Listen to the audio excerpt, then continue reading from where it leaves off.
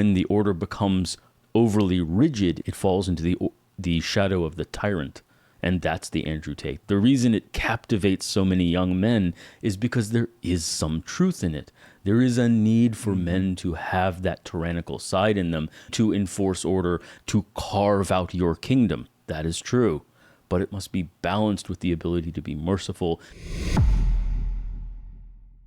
Why should a woman submit to a man?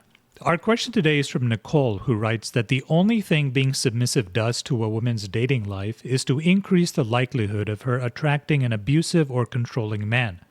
Since a woman doesn't even have to be remotely submissive or agreeable to get a man, she's not seeing the benefit whatsoever. So, yeah, I think this raises a couple of interesting notions of how do you define benefit in a relationship? Now, to some degree, I think you can look at the notion of being submissive and say, oh, the submissive has to do all this work and the dominant gets to do this, gets to just be taken care of and whatever, right? But I think that negates the core benefit of a relationship, which is the intimacy and the opportunity to truly be yourself and to let down the mask of the persona in a way that is witnessed in a loving and trusting environment. And so the same benefit accrues to both dominants and submissives in that context, because the opportunity is just to be yourself and to be intimate there. Now, if that is not yourself, well, then you shouldn't be submissive. But if that is yourself, then the opportunity here is to gain the joy of a truly deep and intimate relationship.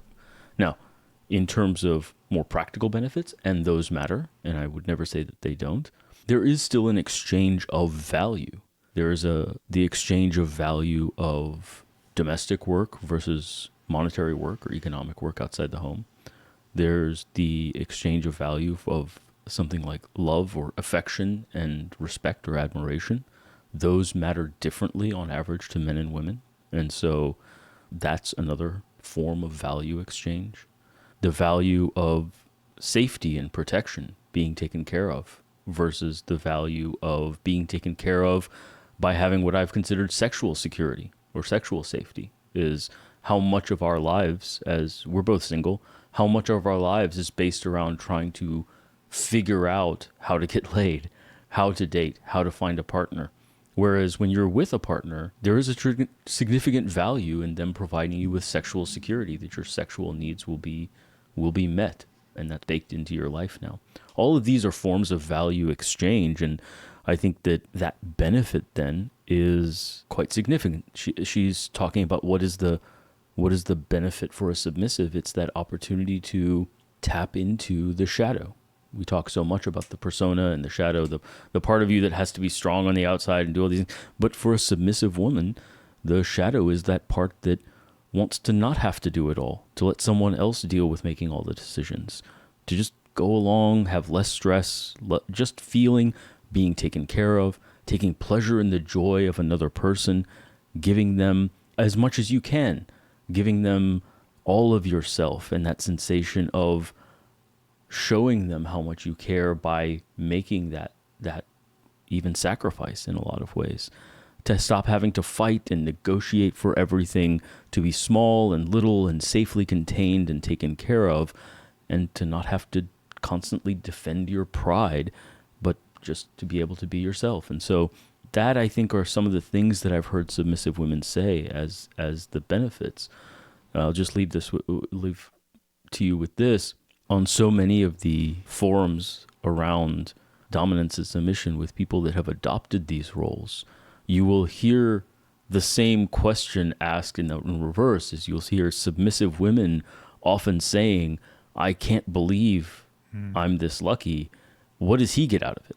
Like, right. I don't understand why he would take this on, because I feel like I'm getting so much the better end of the stick, because they're being taken care of and loved in the ways that they need, and they don't have the stress of decision making or earning or fighting or any of those things, and they almost can't believe that someone else would take those things from them. I think the core of this question really comes down to how in modern society we are changing the idea of what the responsibilities are or the roles are of a man versus a woman in relationships. And this is a post-feminist kind of phenomenon where we decided that there's no such thing as a hierarchy of values, that everything is equal and the same, and therefore men and women are the same, and therefore their responsibilities are the same. And therefore, the notion that one partner should wear the quote-unquote pants in the family, which is one way of phrasing dominance, or an old school way of phrasing dominance, that idea is an anathema, that there's something deeply wrong about that, and doing that is a step backwards in our progress. And I think the pendulum kind of swung too far, right? She's saying that she doesn't really see the benefit there at all, as if the calculus being used is, well, what am I getting out of it from a monetary point of view or from an emotional point of view? It's a very calculating kind of approach, whereas a lot of the times this is a matter of identity. People identify with each other. Dominance identifies dominance because they have a submissive that treats them as a dominant, and the reverse is true as well. The other thing that she says as well is that, quote, I am quoting here, she says, a woman doesn't even have to be remotely submissive or agreeable to get a man.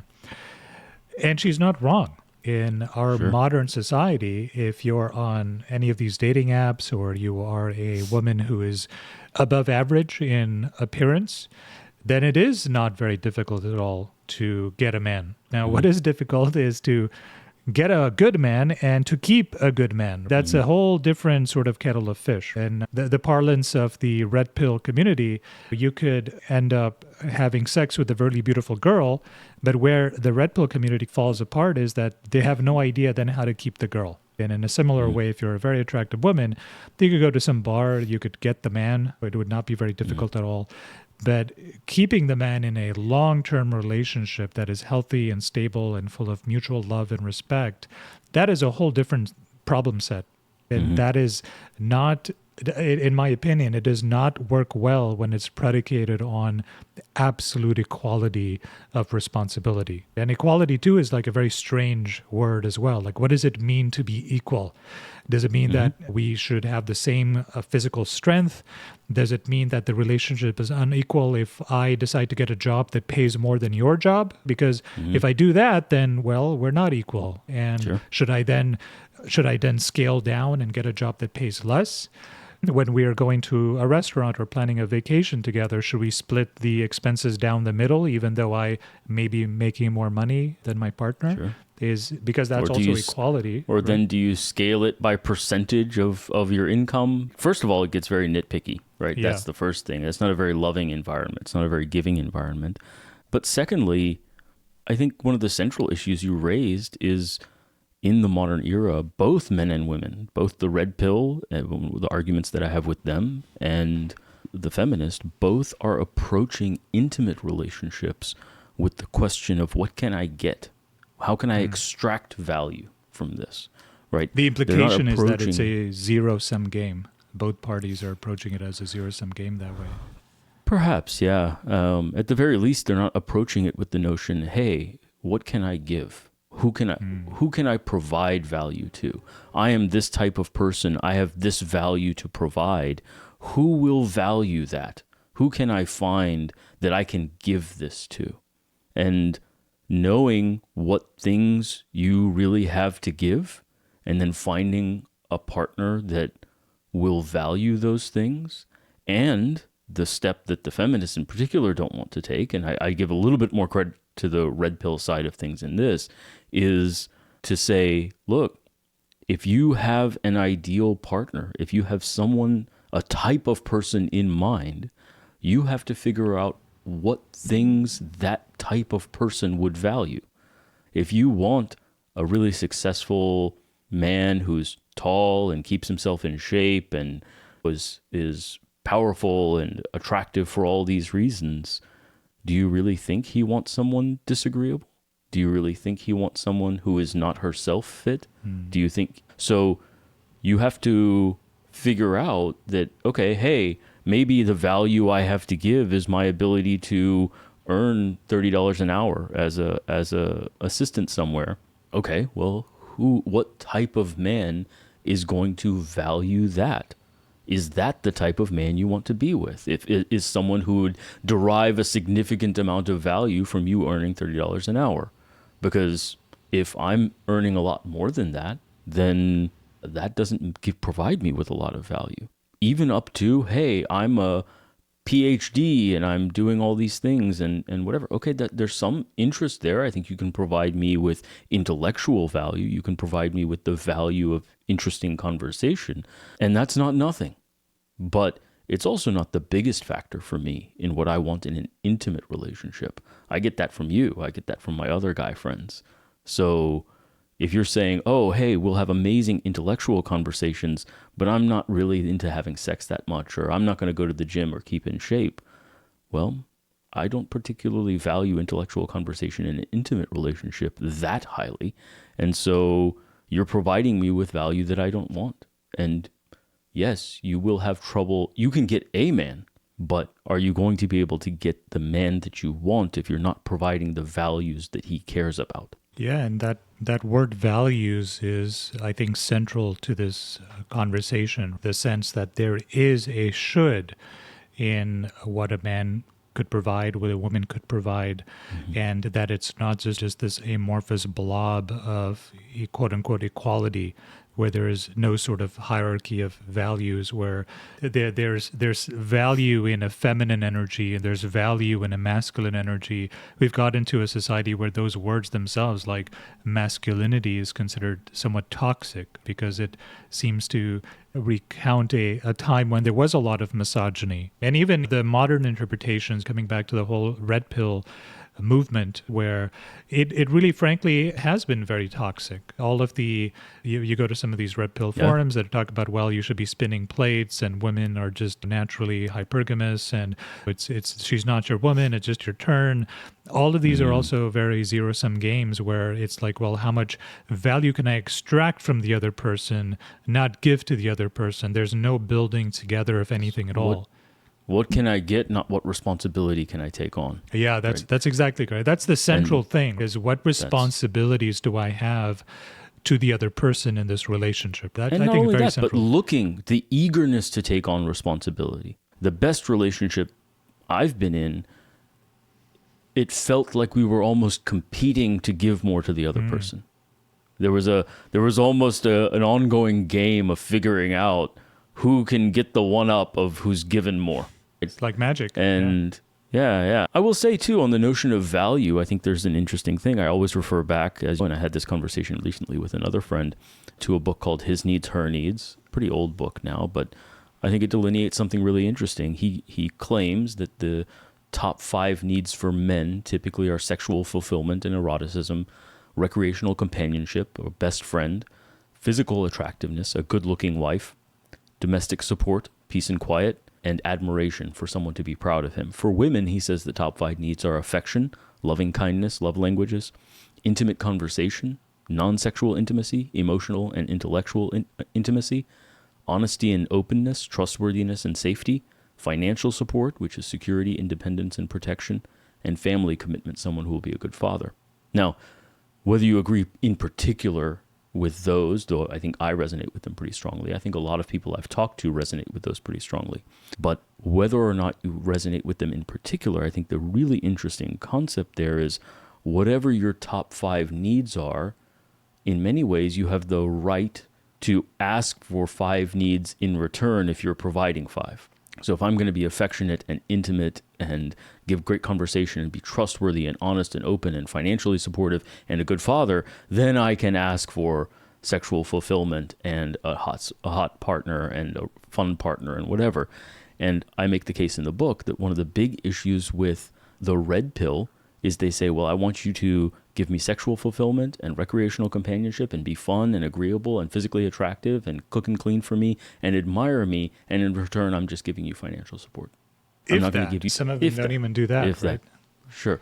But I'm not going to give you true, meaningful, felt affection.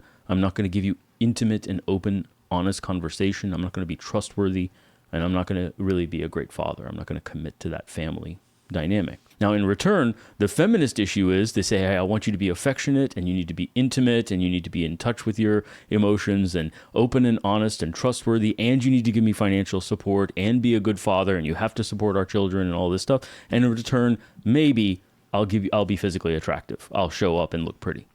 And that prettiness also, by the definition of my female friends, I'm not submitting to your definition of that. Mm-hmm. Right? So both sides, the issue is that you're not exchanging value in the way the other person is defining value. You're exchanging your values and expecting, well, if I give you these things, then you're going to give me, like, the complete failure to accept that the other person may need other things. Love languages, as much as you can argue even with the scientific validity of the concept, the reason it's such an appealing idea is just to say, look, maybe other people get value from other types of affection. Get out of your head a little bit and say, oh, hey, maybe the thing that makes my partner feel really loved is when I say something, not just when I do something to take care of her. Now, it doesn't matter whether that's literally true or not. What matters is that you have the internal mental model that someone else's receipt of value may be different than your receipt of value, and thus the way you have to give value has to be different. And so I think that applies on several different levels. I think, segueing a little bit, I think we talk about the red pill. This particular question even mentioned the Fresh and Fit podcast. I think you could put Andrew Tate into a similar kind of thing. One of the ways I frame that, and you and I talk about this so much, is the notion of the psychological shadow, Jung's shadow self. And part of what they've done is they've gone and just set up camp to live in the shadow. We talk about the king archetype and the archetype of the king, which is in the Lord of the Rings trilogy is Aragorn when he finally returns. The Return of the King is the name of the third book. Or in The Lion King is Mufasa. And the notion there is the king carves out his kingdom from the wild and establishes a right order. And within that order, because he is able to enforce justice, people are allowed to flourish and become fertile. And the land is fertile and there is peace and order. And yet, the order is not rigid. He also has the king's mercy. He also has the ability to allow people to flourish because he is not rigid in enforcing that order. When the order becomes overly rigid, it falls into the shadow of the tyrant who must enforce order and is not doing so for the benefit of the people, but purely selfishly for his own benefit. And that's the Andrew Tate. That's the red pill movement. The reason it is appealing, the reason it captivates so many young men is because there is some truth in it. There is a need for men to have that tyrannical side in them, the ability to enforce order, the ability to enforce your will, to carve out your kingdom. That is true. But it must be balanced with the ability to be merciful. It must be integrated so that you overcome the need for mere power for power's sake. And once you can overcome that through the desire for flourishing, the desire to have other people flourish within the domain you have created, then you have integrated the king archetype, and they miss that entirely. They miss that the point of having power is not just to have the power. The point is, or to feel good that you are so powerful. It's to have the power to promote other people's flourishing and to establish order for them. And I think that is one of the problems, is that it's so captivating because there's a grain of truth.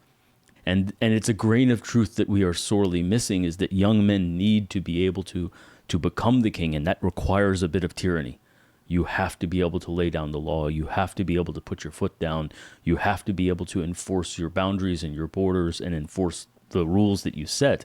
But also, there has to be wisdom there. It's the wise king archetype. And it has to be integrated to a higher purpose.